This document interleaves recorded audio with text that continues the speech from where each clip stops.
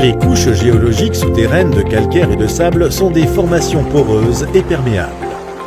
Elles laissent circuler facilement l'eau et constituent ainsi de formidables réservoirs. On parle alors d'aquifères. A l'inverse, les couches d'argile et de marne, moins perméables, constituent des freins à l'écoulement et forment des épontes.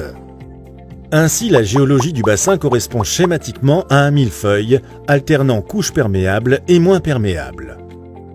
L'eau circule préférentiellement dans les aquifères, en s'écoulant depuis les points hauts de la nappe vers les points bas.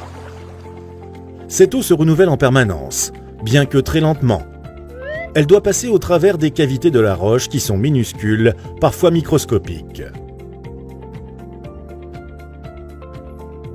L'âge de la couche géologique permet de regrouper sous un même nom des ensembles parfois fort complexes. On parle ainsi des aquifères du Jurassique, du Crétacé, Éocène, Oligocène, Miocène, Pliocène et Quaternaire. Les déformations affectant ces différentes couches peuvent parfois générer des plis qui ramènent en surface les formations les plus anciennes.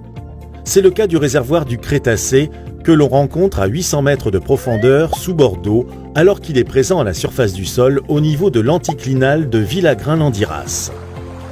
Proche du sol, la nappe présente l'avantage de pouvoir être réalimentée directement par la pluie.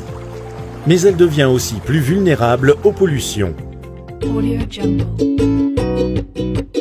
Audio Jungle. Les nappes, dites libres, sont communément celles que l'on rencontre en surface.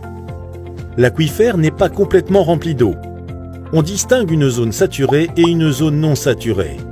Lorsque le réservoir s'approfondit et qu'il est recouvert d'une éponte, l'eau peut alors saturer l'ensemble de l'aquifère et former une nappe captive. L'eau est alors sous pression. Si l'on creuse un forage dans cette nappe, l'eau va monter, soulevée plus haut que le toit de la couche qui la contient. Elle peut même jaillir du sol comme dans les forages artésiens. Ce niveau d'équilibre est appelé la surface piézométrique de la nappe. La piézométrie est indispensable à la compréhension du comportement d'une nappe. Ici, on peut voir la piézométrie de la nappe éocène. On se rend compte qu'au niveau de bord d'eau, elle présente une baisse très importante. C'est l'une des nappes les plus exploitées en Aquitaine pour l'alimentation en eau potable, et ce depuis plus de 60 ans.